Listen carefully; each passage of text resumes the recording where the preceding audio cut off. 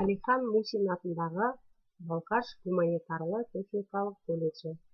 Қазақ әдебиеті сабағы. 1-ші курс. Қоғамдық ғылымдар бағыты. Оқытушы Алиманова Сандуғаш Нұртаевна. Сабақтың тақырыбы Медеу Сәрсекенің Қазақтың қамысы шығармасындағы дара дарын бөлімі. Сабақтың мақсаты көркем шығарманың мазмұнымен танысу, Қаныш Сәтбаевтың сан қырлы тау тұлғасын таныту, көркем шығарманың прототипі туралы түсінік беру. Бағалау критерийі: көркем шығармадағы кейіпкерлер жүйесін жинақтау мен даралау, шығарманың бас кейіпкер туралы жан-жақты білім алу. Қаныш Сәтбаев. Қаныш Имантайұлы Сәтбаев арқаның сұлу төрінің бірі, бұрынғы Семей губерниясының Павлодар уезіндегі Ақкелін болысының 4-ші ауылында, қазіргі Павлодар облысының Баянауыл ауданының Қаныш Имантайұлы Сәтбаев атындағы совхозында 1899 жылдың 30 наурызында Сәтбаевтардың үлгілі отбасында дүниеге келген. 4 мәрте Ленин, 2-ші дәрежелі ұлы отан соғысы ордендерімен және көптеген медальдармен марапатталған. Сәтбаев Қаныш Имантайұлы Қазақстан геологтары ғылыми мектебінің негізін қалаушы, қазақстандық металлогения ғылымының негізін салушы, геология, минералогия ғылымдарының докторы, профессор, Қазақстан ғылым академиясының ұйымдастырушылардың бірі әрі тұңғыш президенті, КССР және Қазақстан ғылым академияларының академигі, Тәжікстан ғылым академиясының құрметті мүшесі, қоғам қайраткері, КССР мемлекеттік және Лениндік сыйлықтардың лауреаты. Павлодар облысының Баянауыл ауданында туған, сауатын ауыл молдасынан ашқан, болашақ ғалым, Павлодардағы орыс-қазақ мектебінде, Семей мұғалімдер семинариясында, Томская технология институтының Тау-кен факультетінде білім алған. Мұғалімдер семинариясында Жүсіпбек Аймауытов, Мұхтар Әуезов сынды көрнекті қайраткерлермен бірге оқыған. Шәкәрім Құдайбердіұлымен тығыз байланыста болып, оның шығармашылығын жоғары бағалаған. Қаныш Имантайұлы Алаш қозғалысы қайраткерлерінің іс-әрекетіне қолдау білдірген. 1920-1941 жылдары Баянауылда халық студиясы, Қатпас түсті медресе геология бөлімінің, Қарсақбай мыс комбинаты геологиялық барлау бөлімінің бастығы, комбинаттың бас геологы қызметтерін атқарған. 1941-1952 жылдары КССР ғылым академиясы қазақ бөлімшесінің құрамындағы геология ғылымдары институтының директоры, КССР ғылым академиясының қазақ бөлімшесі, төрағасының орынбасары, төрағасы, Қазақстан ғылым академиясының президенті болған. 1952 жылы әміршілдік жүйенің тарапынан қысымға ұшырап, қызметінен төмендетіліп, Қазақ КСР геология институтының директоры болып тағайындалған.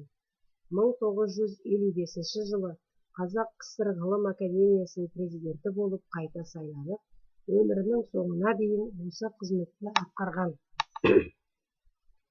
Қаныш Сәтбаевтың геологиядан басқа ғылымдарда, мәдениет саласында, тарихта қалдырған еңбектері мол. Шоқан Уәлиханов жазып алған Едіге жырының мәтініндегі қазақ оқырмандарына түсініксіз араб-татар сөздерінен тазартып, қазақ тілінің жаңа орфографиясы негізінде қайтадан дайындаған. Жезқазған Ұлытау өңірінен көптеген этнографиялық мұраларды жинап, Жезқазған ауданындағы көне заман ескерткіштер атты еңбегін жазған. Қазақ орта мектебінің төменгі және жоғары сынып оқушыларына арналған алгебра оқулығын дайындаған. 1931 жылы басылған Затаевичтің 500 қазақ әндері мен күйлері жинағына Қаныш Сәтбаев қазақ халқының музыкалық мұрасының інжу маржаны болып есептелетін 25 әнді өзі орындап, орыс тілінде ғылыми түсініктеме беріп енгізген. Қаныш Имантайұлы Сәтбаев сан қырлы талантын, ақыл-ой парасатын туған халқының мерейін үстем етуге жұмсады. Оның өнегелі өмір жолы баршамызға үлгі.